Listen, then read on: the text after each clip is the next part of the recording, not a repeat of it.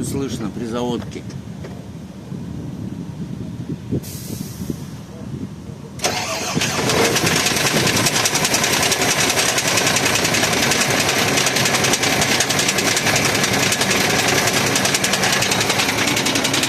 Ебать, все хуево там. Страшно, да? Вообще страшно. Сейчас я Паше покажу.